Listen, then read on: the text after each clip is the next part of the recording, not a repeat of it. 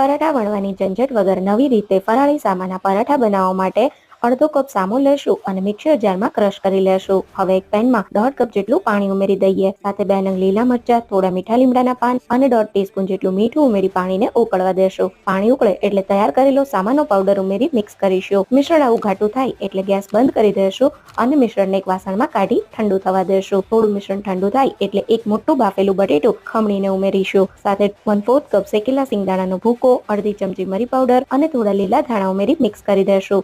હવે આ રીતે લોવું કરી લેશું. પરાઠાને વણવા માટે પ્લાસ્ટિક શીટને બંને બાજુ ઘીથી ગ્રીસ કરી દેશું. હવે વચ્ચે લોવું રાખી ઉપર પ્લાસ્ટિકની શીટ રાખી આ રીતે ડીશથી પરાઠાને દબાવી દેશું તો એકદમ સરસ પરાઠું વણાઈ જશે. હવે પરાઠાને શેકવા પેનમાં થોડું ઘી લગાવી દેશું. એના ઉપર પરાઠું રાખી દઈએ અને ઉપરની બાજુ થોડું ઘી લગાવી દેશું. એક બાજુથી પરોઠું શેકાય એટલે સાઈડ પલટાવી બંને બાજુ સરસ ડિઝાઇન આવે એવું શેકી લેશું. ગરમા ગરમ ફરાળી સામાના પરાઠા તૈયાર છે.